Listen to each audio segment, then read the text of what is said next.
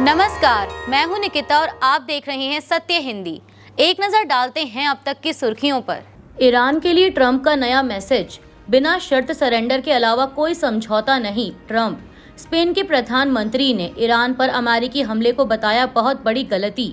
America के राष्ट्रपति Donald Trump ने ईरान के साथ किसी समझौते की संभावना को खारिज करते हुए कहा है कि युद्ध तभी रुकेगा जब ईरान बिना शर्त सरेंडर करेगा। अमेरिका और ईरान के बीच जारी संघर्ष अब 7वें दिन में पहुंच गया है। ट्रंप ने अपने social media platform truth social पर कहा कि बिना शर्त सरेंडर और एक स्वीकार्य नेतृत्व चुने जाने के बाद अमेरिका और उसके सहयोगी ईरान को आर्थिक रूप से मजबूत बनाने में मदद करेंगे। उन्होंने मेक ईरान ग्रेट अगेन यानी मीगा का नारा भी दिया और कहा कि ईरान का भविष्य बेहतर हो सकता है। स्पेन के प्रधानमंत्री पेड्रो सांचेज ने ईरान के खिलाफ अमेरिका की सैन्य कार्रवाई को बहुत बड़ी गलती बताया है। मिडिल ईस्ट में एक हफ्ते से जारी युद्ध के बीच उन्होंने साफ कहा कि उनकी सरकार का रुख इन शब्दों में है, युद्ध नहीं। रिपोर्ट के मुताबिक अमेरिकी राष्ट्रपति ट्रंप और इस्राएल के प्रधानमंत्री बेंजामिन नेतन्याहू के नेतृत्व में चल रहे अभियान को अमेरिका ने ऑपरेशन एपिक फ्यूरी नाम दिया है, जिसका उद्देश्य तेहरान में सरकार बदलना बताया जा रहा है। इसी बीच ट्रंप ने स्पेन से दक्षिणी स्पेन में संयुक्त सैन्य बेस का इस्तेमाल कर ईरान पर हमले में सहयोग मांगा था, लेकिन सांचेज ने इस मांग को ठुकरा दिया। इसके बाद ट्रंप ने स्पेन की सरकार की आलोचना करते हुए उसे खराब सहयोगी और लूजर तक कहा और व्यापार खत्म करने की भी धमकी दी। दोनों नेताओं के बीच यह पहला विवाद नहीं है। इससे पहले भी सांचेज ने नेटो के रक्षा खर्च बढ़ाने की ट्रंप की मांग और कसा युद्ध पर उनके रुख का विरोध किया था।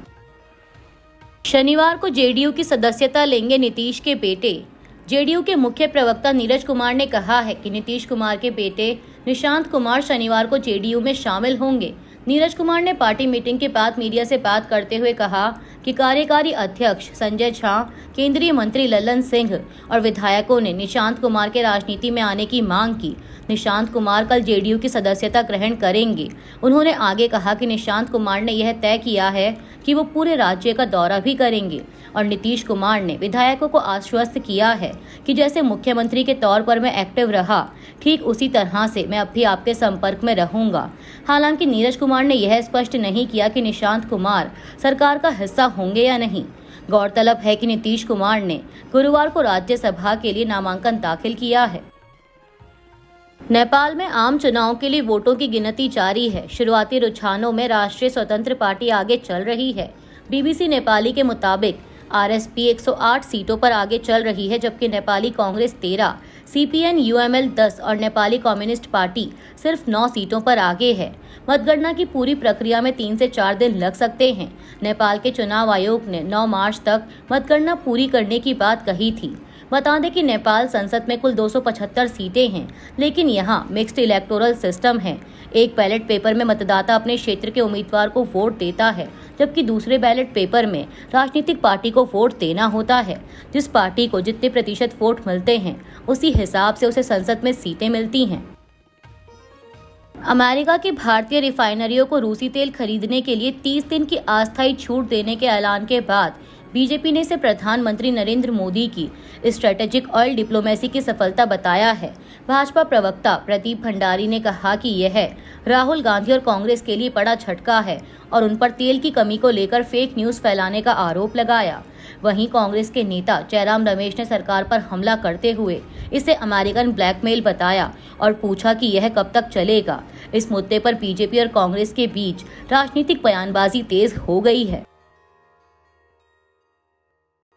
मोदी जी कृपया इस्तीफा दे दीजिए, अरविंद केजरीवाल। रूसी तेल खरीदने के लिए अमेरिका ने भारत को दी 30 दिनों की छूट। रूसी तेल छूट पर कांग्रेस ने मोदी सरकार को घेरा। आम आदमी पार्टी नेता अरविंद केजरीवाल ने कहा है कि भारत को रूसी तेल खरीदने की इजाजत देने वाला अमेरिका कौन होता है और भारत को अमेरिका से इजाजत की क्यों जरूरत है। आम आदमी पार्टी नेता ने सोशल मीडिया प्लेटफॉर्म एक्स पर लिखा कि पिछले कुछ महीनों में देशवासियों ने बहुत पीड़ा के साथ देखा है कि किस तरह एक के बाद एक हर कदम पर आप ट्रंप के सामने झुक गए और आपकी उसके सामने बोलने तक की हिम्मत नहीं हुई। केजरीवाल ने कहा कि मोदी जी, आखिर आपकी ऐसी कौन सी मजबूरी है जिसकी वजह से आप ट्रंप के सामने नतमस्तक हैं। आज तक भारत ने किसी भी देश के सामने इस तरह सर नहीं झुकाया। अगर आपकी वाकई कोई ऐसी मजबूरी है जिसका फायदा ट्रंप उठा रहा है तो भारत और भारतीय हितों की खातिर कृपया इस्तीफा दे दीजिए। कांग्रेस ने शुक्रवार को रूसी तेल पर अमेरिकी आदेश को लेकर मोदी सरकार को घेरा है। कांग्रेस ने कहा कि अमेरिका द्वारा भारतीय रिफाइनरियों को रूसी तेल खरीदने की अस्थायी छूट दिए जाने के बाद यह अमेरिकी ब्लैकमेल कब तक जारी रहेगा।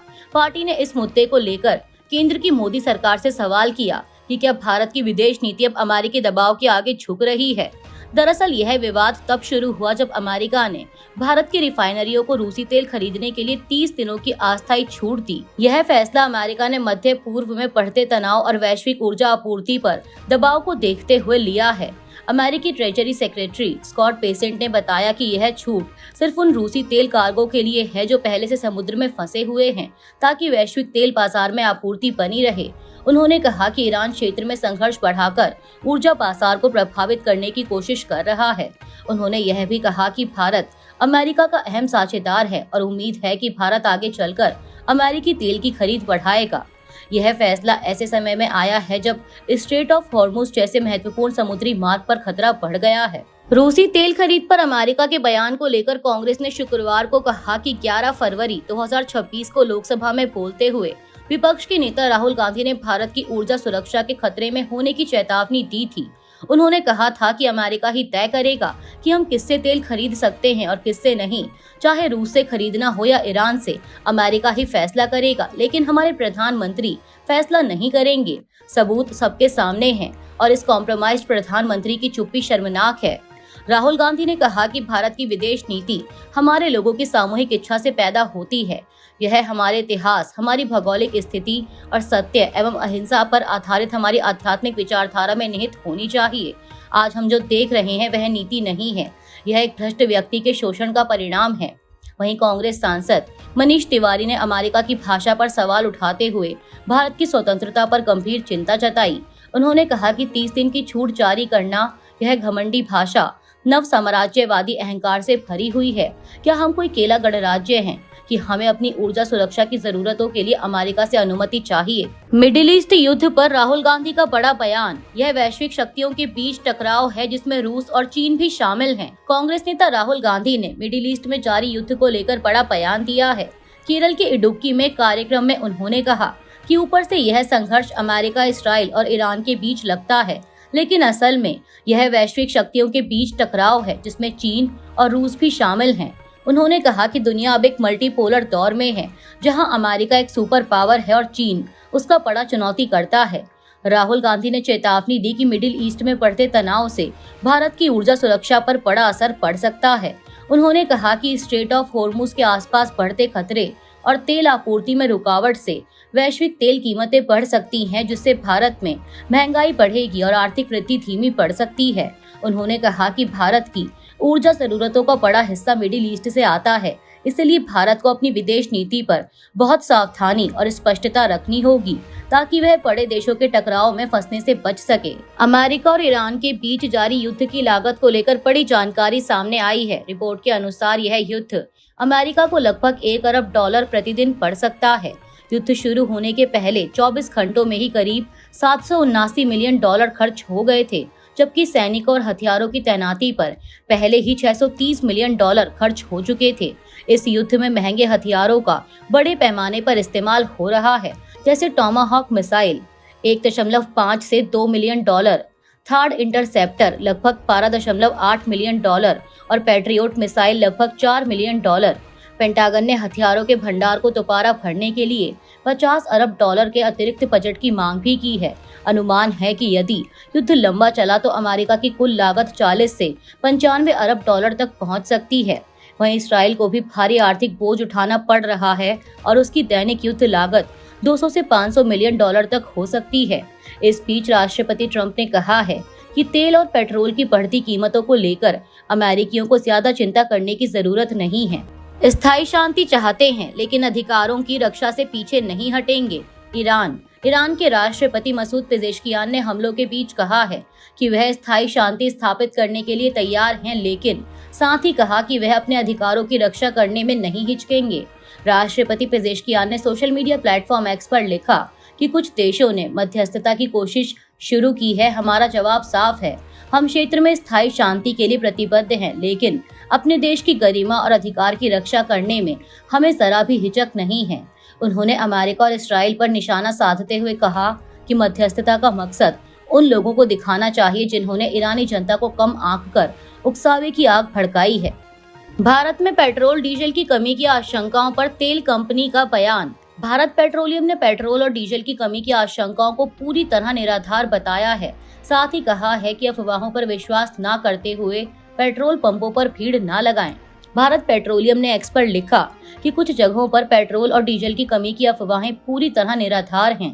भारत में ईंधन का पर्याप्त भंडार है और आपूर्ति पूरी तरह सामान्य रूप से चल रही है। बीपीसीएल पूरी तरह काम कर रहा है और बिना रुकावट ईंधन सप्लाई देने के लिए प्रतिबद्ध है। कृपया अफवाहों पर भरोसा न करें, पेट्रोल पंपों पर भीड़ न लगाएं और आगे की जानकारी के लिए केवल आधिकारिक स्रोतों पर ही भरोसा करें। वोटर लिस्ट डिलीशन के खिलाफ धरने पर बैठी ममता बनर्जी। बीजेपी और चुनाव आयोग के खिलाफ धरना। मुख्यमंत्री ममता बनर्जी ने पश्चिम बंगाल में वोटर लिस्ट से नाम हटाए जाने के विरोध में कोलकाता के एस्प्लेनेड मेट्रो चैनल पर धरना शुरू किया है। मुख्यमंत्री ने आरोप लगाया कि बीजेपी और इलेक्शन कमीशन ऑफ इंडिया मिलकर बंगाली वोटरों को वोट देने से रोकने की साजिश कर रहे हैं। उन्होंने कहा कि नई वोटर लिस्ट में कई लोगों को गलत तरीके से मृत दिखा दिया गया और वे ऐसे वोटरों को धरना स्थल पर लाकर सच्चाई सामने रखेंगी। इस विरोध प्रदर्शन की घोषणा पहले अभिषेक बनर्जी ने की थी। चुनाव आयोग के आंकड़ों के अनुसार स्पेशल इंटेंसिव रिवीजन यानी एसआईआर प्रक्रिया के बाद करीब 63.66 लाख नाम यानी लगभग 8.3% वोटरों के नाम लिस्ट से हटाए गए हैं। पहले राज्य में करीब 7.66 करोड़ वोटर थे, जो अब घटकर लगभग 7.04 करोड़ रह गए हैं। इसके अलावा 60 लाख से अधिक वोटरों के नाम अंडर एडजुडिकेशन में रखे गए हैं, जिनकी जांच अभी चल रही है। इस विवाद ने राज्य में आगामी विधानसभा चुनाव से पहले राजनीतिक तनाव को और बढ़ा दिया है। United states department of justice ने हाल ही में एफबीआई के 3 इंटरव्यू दस्तावेज जारी किए हैं, जिनमें एक महिला ने गंभीर आरोप लगाए हैं। महिला का दावा है कि जब वह 13 से 15 साल की उम्र के बीच थी, तब जेफरी एप्स्टीन ने उसे न्यूयॉर्क में डोनाल्ड ट्रंप से मिलवाया था। एफबीआई के इंटरव्यू नोटिस के अनुसार महिला ने आरोप लगाया कि ट्रंप ने उसके साथ यौन उत्पीड़न करने की कोशिश की, लेकिन उसने बचाव में ट्रंप को काट लिया, जिसके बाद उसे मारा गया।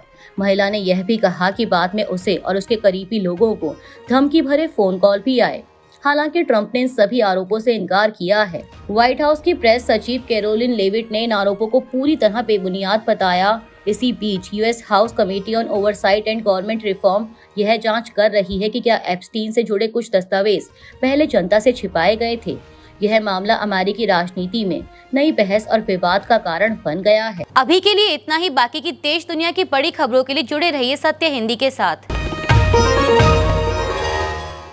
Copyright disclaimer under Section 107 of the Copyright Act 1976. Allowance is made for fair use for purposes such as criticism, comment, news reporting, scholarship, and research. Fair use is a use permitted by copyright statute that might otherwise be infringing.